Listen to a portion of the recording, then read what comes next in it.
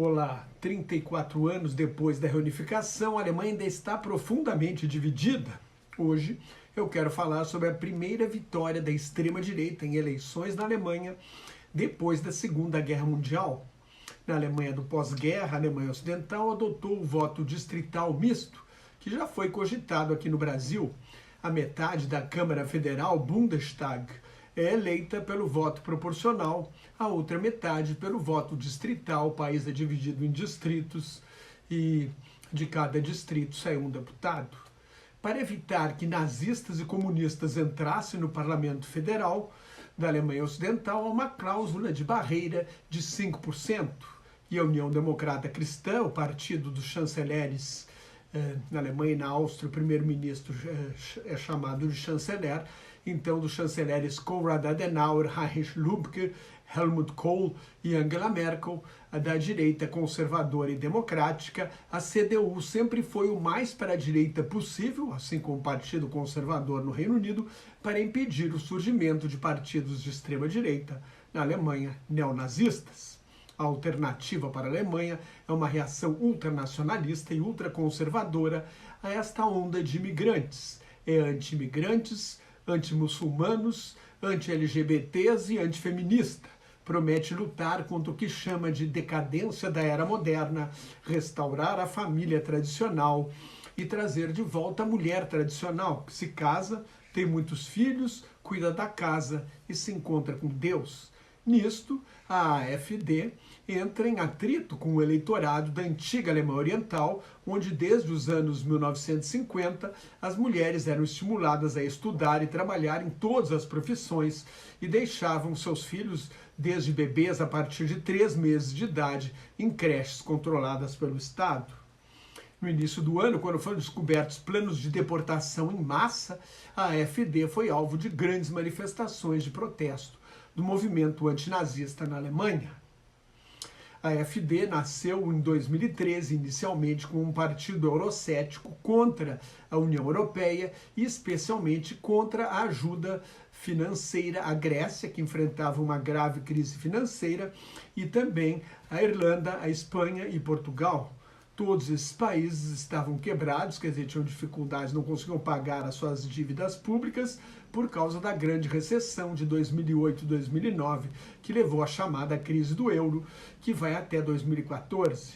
A Alemanha foi decisiva nos programas de reajustes negociados. A Alemanha é a maior economia da Europa. Esses programas foram negociados com a União Europeia, o Banco Central Europeu e o Fundo Monetário Internacional. Para honrar a tradição alemã do pós-guerra de ter uma legislação de asilo liberal, a Alemanha, que é uma maneira também de pagar pelos crimes do nazismo, a Alemanha recebeu 1.100.000 refugiados. O governo Angela Merkel aceitou receber refugiados da Guerra Civil na Síria e em outros conflitos do chamado Grande Oriente Médio, que inclui Afeganistão e Paquistão. A crise dos refugiados deu uma nova bandeira à extrema-direita, a luta contra a imigração e especialmente contra os muçulmanos. Além de impedir a entrada de novos imigrantes, a AfD quer expulsar os que já estão lá. De 1961 a 1973, período de grande crescimento econômico do pós-guerra, a Alemanha Ocidental convidou 876.000 trabalhadores turcos. A maioria ficou. Assim, a Alemanha tem milhões de turcos sem cidadania, porque a lei alemã exige laços de sangue para ser cidadão pleno. Aos turcos e outros imigrantes de outras guerras, do Irã, do Iraque e de outros países, se juntaram os 1.100.000 refugiados recebidos no governo Merkel, na maioria vindos do chamado Grande Oriente Médio. Isto aumentou a quantidade de muçulmanos no país e o preconceito contra muçulmanos. Em 23 de agosto, um refugiado sírio de 26 anos, suspeito de pertencer ao grupo terrorista Estado Islâmico, que teve o pedido de asilo negado e vivia clandestinamente na Alemanha, matou 3 pessoas e feriu outras 8 a facadas durante a festa de 650 anos na cidade de Solingen. Foi mais um golpe nos partidos do governo e na CDU, e a extrema-direita explorou muito esses assassinatos no final da campanha. O suposto desafio da imigração à identidade nacional alimenta guerras culturais de que se nutre a extrema-direita na Europa e nos Estados Unidos. É a aversão ao outro, ao estranho, ao estrangeiro, ao imigrante, àquele que não sou eu. Está no centro da campanha para voltar à Casa Branca do ex-presidente Donald Trump. Trump chegou a usar uma expressão nazista de que os imigrantes estavam envenenando o sangue norte-americano. A extrema-direita liderou a campanha para o Reino Unido sair da União Europeia, chefia os governos da Itália, da Holanda, da Suíça, da Hungria e da Eslováquia, faz parte dos governos da Finlândia e da Suécia, era a favorita nas eleições parlamentares da França e é a favorita no momento para a próxima eleição presidencial, em 2027, é a terceira maior força política da Espanha e ressurgiu em Portugal. O líder da AfD na Turíngia, Björn Höcke, foi condenado em maio deste ano a pagar uma multa de 13 mil euros, cerca de 87 mil reais, por usar a frase "tudo pela Alemanha", considerada um lema nazista, assim como Alemanha acima de tudo, o principal lema de Adolf Hitler, que foi copiado aqui no Brasil pelo ex-presidente Jair Bolsonaro. Na minha opinião, a ascensão desse populismo neofascista e neonazista, em alguns casos, é resultado da crise da democracia, da erosão da social-democracia na era da globalização, que levou a uma estagnação da renda das classes média e baixa, enquanto os ricos, especialmente os que vendem para o mercado internacional, ficam cada vez mais ricos e o número de bilionários aumenta a cada ano. O fracasso da democracia em aumentar o bem-estar social da maioria estimula o discurso da antipolítica, da ideia pseudo-revolucionária de que é preciso destruir tudo o que está aí para construir um mundo melhor. Steve Bannon, o guru de Donald Trump, que está preso, se apresenta como um leninista de direita, que quer destruir o sistema como se Trump não fosse um bilionário, típico filho beneficiário do sistema, uma encarnação do que o sistema capitalista tem de pior. O problema da integração da Alemanha Oriental, a Alemanha Ocidental, próspera e bem-sucedida, começa com um erro do populismo demagógico do então primeiro-ministro Helmut Kohl.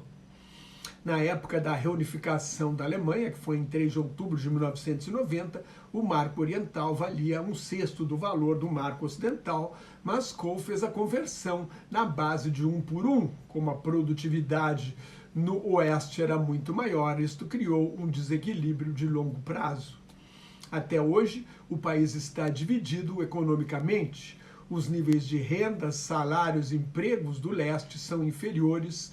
Os alemães do leste se sentem discriminados, e, embora nos últimos anos o leste tenha crescido mais, e desde 2017 mais alemães se mudam do leste da Alemanha, se mudam para o leste da Alemanha do que para o oeste, e há menos imigrantes no leste do que no oeste do país, porque eles são atraídos pelas vantagens econômicas.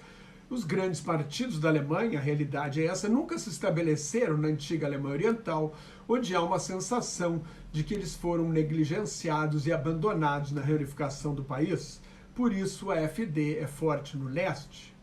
Na França, hoje, parte do eleitorado que um dia foi do Partido Comunista, agora vota na extrema-direita. Na antiga Alemanha Oriental, o fenômeno se assemelha.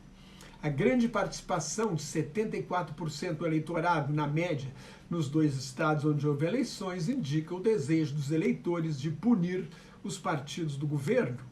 Na Turíngia, um pequeno estado de apenas 2 milhões de habitantes, a extrema-direita conquistou cerca de 1/3 dos votos, batendo a União Democrata Cristã, o maior partido nacional, a CDU, maior partido nacional de oposição da direita conservadora, que teve menos de 1/4 dos votos. Na Saxônia, a AfD ficou em segundo, logo atrás da CDU, ambas com um pouco mais de 30%, mas os estatutos da CDU a proíbem de fazer alianças com a extrema-direita e com o partido esquerdista à esquerda.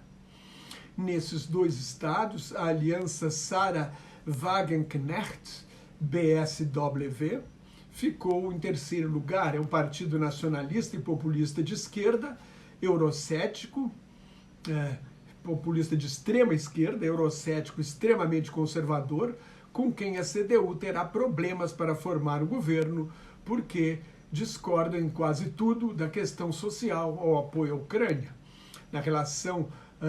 Na rejeição aos imigrantes e na rejeição à ajuda à Ucrânia, a AfD e o PSW são parecidos. O intelectual italiano Umberto Eco dizia que como a Terra é redonda, e vai muito para um lado, acaba saindo no outro. Ou seja, os extremistas se encontram. A principal diferença é que a PSW defende políticas sociais radicais de esquerda. A coalizão Sinal de Trânsito, como é chamada, vermelho do Partido Social Democrata, o SPD, amarelo do Partido Democrático Liberal, FDP e os Verdes, é a coligação que governa a Alemanha, foi fragorosamente derrotada. Os três partidos do governo federal vivem brigando entre si, raramente chegam a um consenso.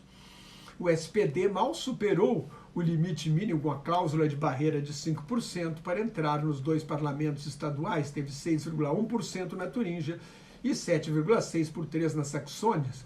Olaf Scholz, o primeiro-ministro, é um líder fraco, deve cair nas próximas eleições gerais daqui a um ano. O FDP ficou fora dos dois parlamentos estaduais, à esquerda, partido que reuniu a ala radical da social-democracia e os antigos comunistas da Alemanha Oriental, governava a Turíngia e também perdeu feio.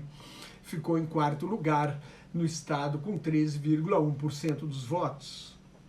As consequências desse avanço da extrema-direita ultranacionalista atingem a União Europeia e a Organização do Tratado Atlântico Norte, a OTAN, aliança militar liderada pelos Estados Unidos. Tanto a AfD quanto a PSW são contra a ajuda militar à Ucrânia e as sanções econômicas à Rússia, que aumentaram o preço do gás e o custo de vida. Jogam com medo do eleitorado de que a Alemanha seja envolvida diretamente numa guerra contra a Rússia. O anúncio de que os Estados Unidos vão reinstalar mísseis nucleares de curto e médio alcances na Alemanha aumenta esse temor de uma nova Guerra Fria na Europa.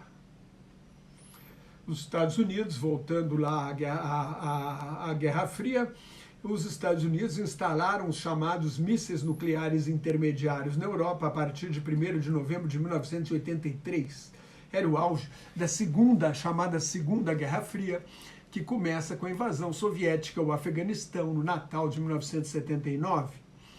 Esses mísseis de curto e médio alcance foram desativados depois do Acordo sobre Forças Nucleares Intermediárias assinado em 8 de dezembro de 1987 na Casa Branca pelo presidente norte-americano Ronald Reagan e o líder soviético Mikhail Gorbachev.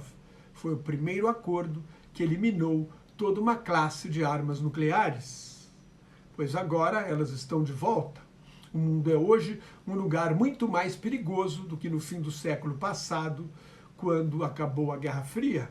A China, superpotência em ascensão, intimida os países vizinhos no Mar do Sul da China, com quem tem disputas territoriais, e ameaça invadir Taiwan. Está triplicando seu arsenal nuclear para chegar a uma paridade com os Estados Unidos e a Rússia.